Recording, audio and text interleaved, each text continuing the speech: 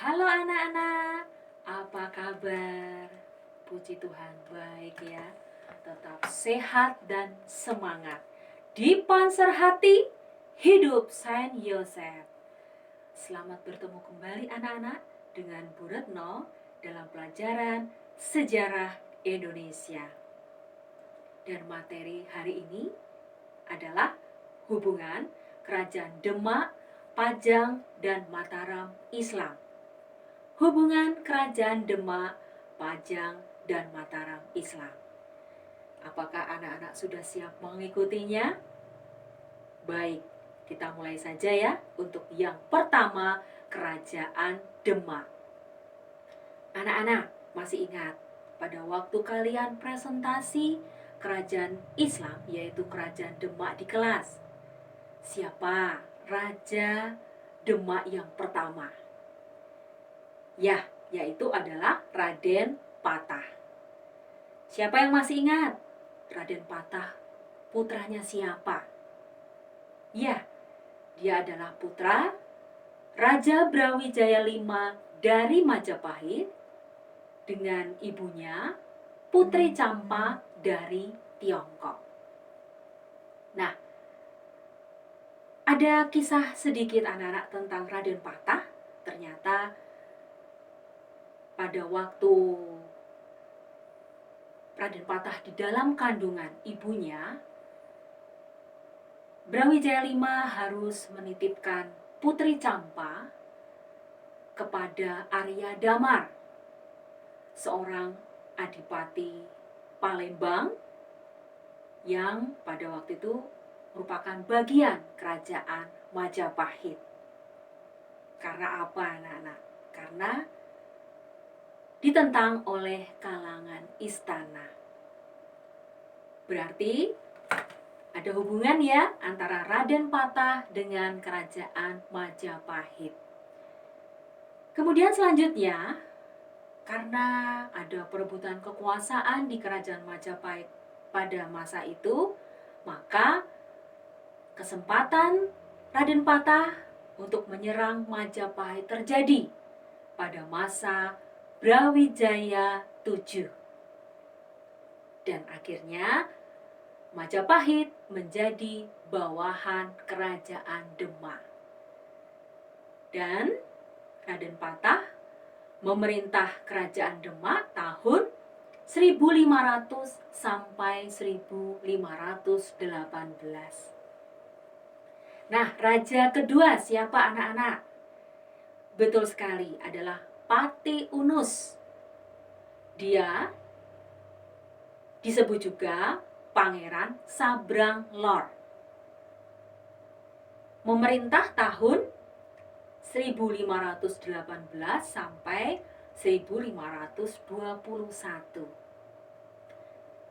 Mengapa anak-anak Pangeran Sabrang Lor menjadi julukan Pati Unus? Karena Pati Unus pernah menyeberang Selat Malaka untuk membantu Kerajaan Malaka yang pada waktu itu akan dikuasai Portugis. Walaupun akhirnya tidak berhasil ya anak-anak.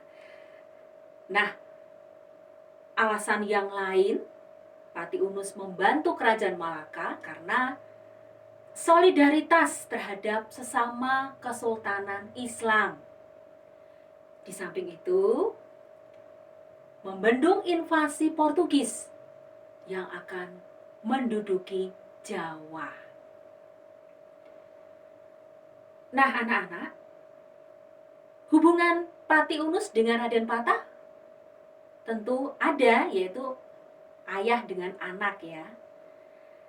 Dan anak Raden Patah yang lain ada yang bernama Pangeran Sekar Sedo Lepen.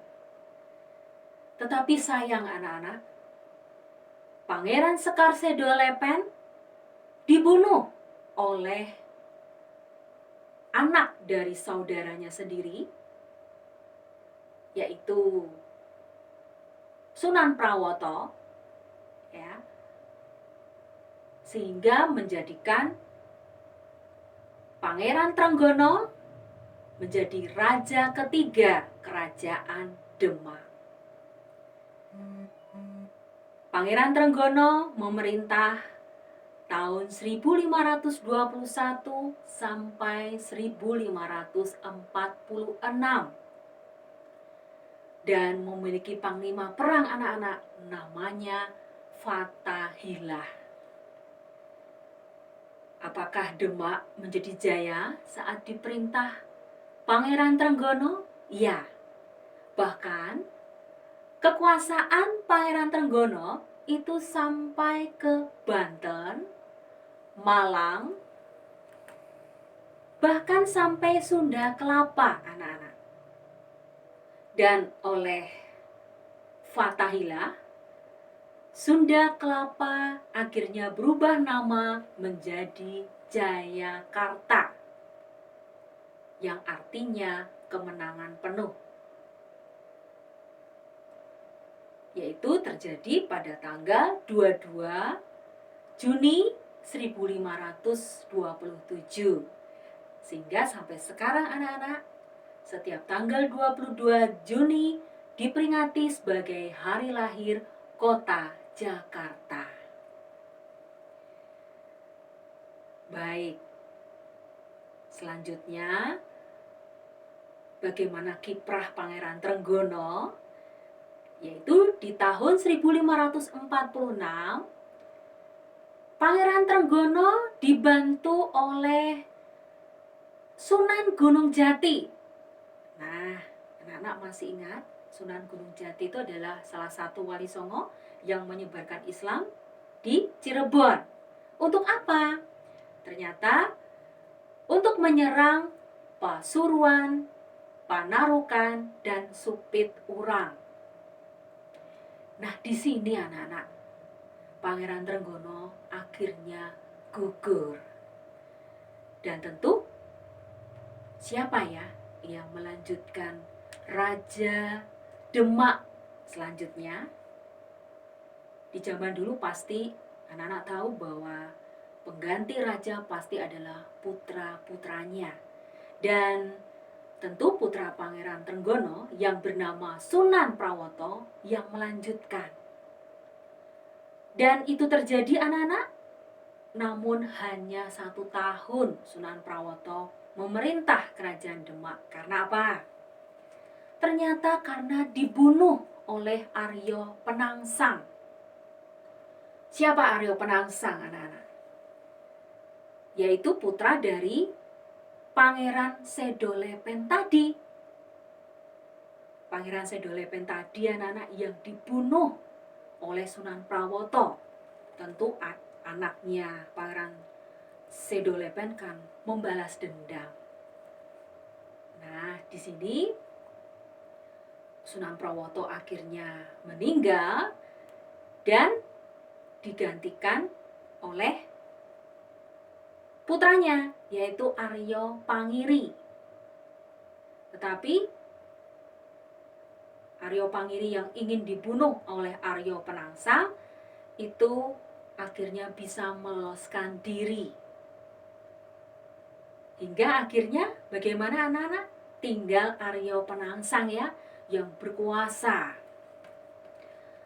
Apakah tidak berakhir kekuasaan Aryo Penangsang? Akhirnya berakhir, walaupun cukup lama anak-anak, 21 tahun lamanya.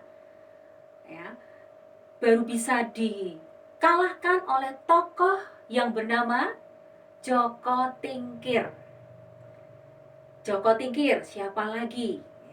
Dia adalah menantu Pangeran Trenggono. Tentu tidak mudah ya mengalahkan Aryo Penangsang anak-anak. Maka Joko Tingkir meminta bantuan Ki Ageng Pemanahan dan Ki Ageng Penjawi untuk mengalahkan Aryo Penangsang. Nah, berhasil? Anak-anak, berhasil. Bahkan akhirnya Joko Tingkir malah memindahkan kerajaan Demak ke Pajang. Nah, nanti kita akan berbicara tentang yang kerajaan kedua ya anak-anak, kerajaan Pajang. Dan bagaimana kelanjutan yang menolong tadi, Ki Ageng Pemanahan dengan Ki Ageng Penjawi. Tentu mereka diberi hadiah anak-anak oleh Joko Tingkir. Kalau Ki Ageng Pemanahan diberikan tanah di wilayah Mataram, nah ini nanti yang menjadi kerajaan Mataram Islam yang akan kita bicarakan untuk yang ketiga.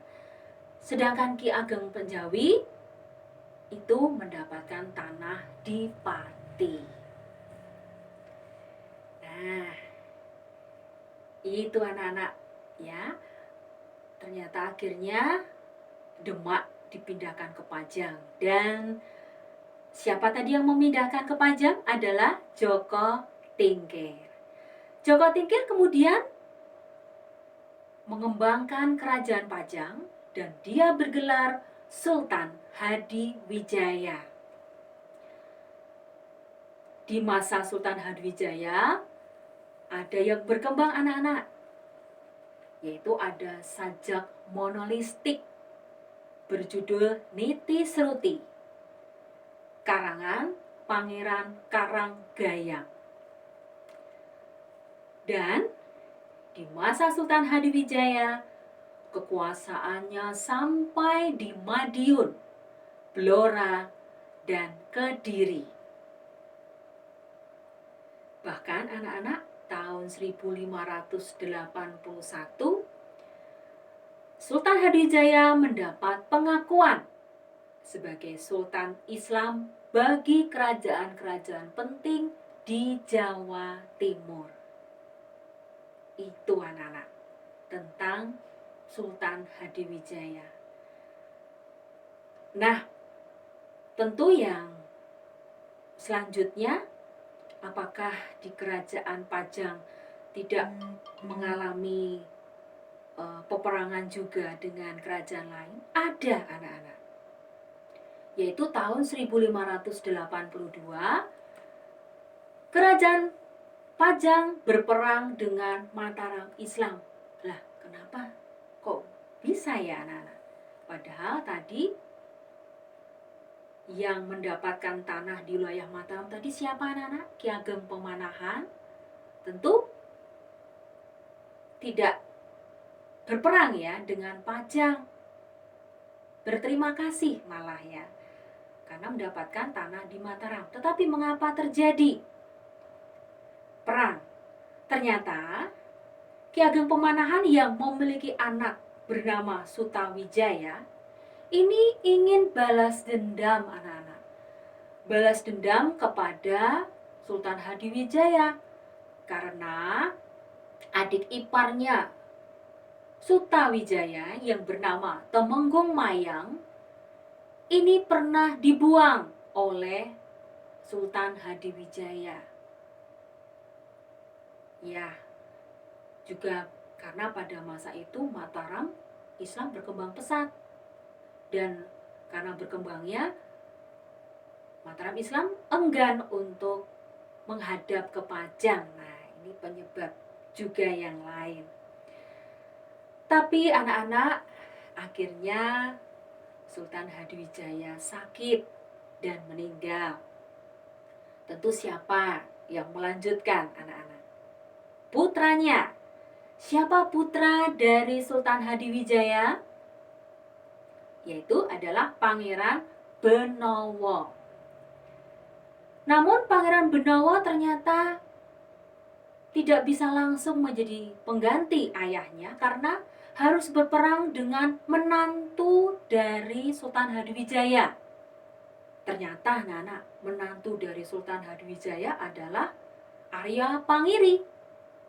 Arya Pangiri yang tadi meloloskan diri tadi anak-anak karena mau dibunuh Arya Penangsang. Nah, dan dalam persaingan antara Pangeran Benowo dengan Arya Pangiri, ini yang mendapatkan kemenangan adalah Pangeran Arya Pangiri. Ternyata karena apa? Dibantu oleh Panembahan Kudus. Lah, bagaimana dengan nasib Pangeran Benowo, anak-anak? Karena kalah, dia menyingkir ke Jipang. Nah, ini kita lanjut ya, bagaimana kiprah Arya Pangiri nih. Ternyata dalam sejarah, di tahun 1583, Arya Pangiri ini terkenal sebagai sultan yang hanya peduli untuk balas dendam. Dia sebagai sultan yang hanya ingin menaklukkan Mataram Islam daripada menyejahterakan rakyatnya dengan cara yang tidak baik ya anak-anak, seperti mencari orang-orang bayaran dari Bali, Bugis, Makassar untuk menguasai Mataram. Belum lagi dengan mendatangkan pasukan Demak untuk menggeser pejabat-pejabat Pajang. Nah, bagaimana nih nasib rakyat? Ya, rakyat Pajang ya, pastinya yang diperintah oleh Arya Pangiri tentu sudah tidak tahan lagi anak-anak. Ya, rakyat Pajang kemudian pergi ke Jipang, ke tempat siapa tadi? Pangeran Benowo. Pangeran Benowo tentu prihatin dengan keadaan rakyat Pajang sepeninggalnya. Dan langsung saja Pangeran Benowo bersatu dengan Sutawijaya. Nah, Sutawijaya tadi adalah putranya Ki Ageng Pemanahan. Ya, Sutawijaya itu bergelar Panembahan Senopati. Kapan bersatunya mereka? Tahun 1586 anak-anak, untuk menyerang Pajang yang pada waktu itu dipimpin oleh Arya Pangiri. Berhasil tidak anak-anak? Yang namanya bersatu itu pasti berhasil. Nah, di sini Pangeran Benowo bisa mengalahkan Arya Pangiri. Kemudian Arya Pangiri apakah tewas? Dia dibiarkan hidup dan dikembalikan ke asalnya, yaitu mana tadi? Yaitu Demak. Kemudian Pangeran Benowo tentu setelah memerintah Kerajaan Pajang harus ada yang melanjutkan anak-anak. Tetapi sayang, tidak mempunyai putra mahkota. Maka di tahun 1587 ya, Pangeran Benowo digantikan oleh Gagak Bening. Gagak Bening itu adiknya Sutawijaya. Sehingga kalau sudah masuk anggota Mataram Islam menjadi raja di Pajang, ini berarti apa anak-anak? Mulailah Pajang menjadi negeri bawahan Mataram Islam. Nah, sekarang kita langsung yang ketiga anak-anak, tentang kerajaan Mataram Islam. Dikatakan tadi raja pertama adalah Sutawijaya. Sutawijaya melanjutkan tadi ayahnya Ki Ageng Pemanahan menjadi raja sejak tahun 1575. Dan akhirnya digantikan oleh putranya yang bernama Mas Jolang, yaitu tahun 1613. Di masa Mas Jolang, ternyata Mataram Islam bisa menaklukkan Ponorogo, Kertosono, Wirosobo atau Mojo Agung. Tetapi sayang anak-anak, pada saat penaklukan daerah-daerah itu, Mas Jolang gugur. Tepatnya di daerah yang bernama Krapiak. Maka sejak saat itu, beliau disebut dengan Panembahan Sedo ing Krapiak. Kemudian, siapa raja selanjutnya setelah Mas Jolang?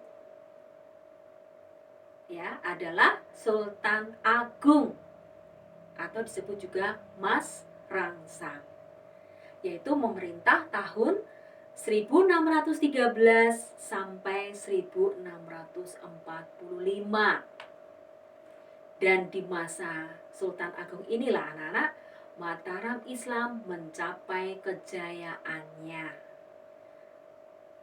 Contohnya, jayanya di bidang apa? Ada di bidang ekonomi, di sektor pertanian, terutama meningkatkan tanaman padi.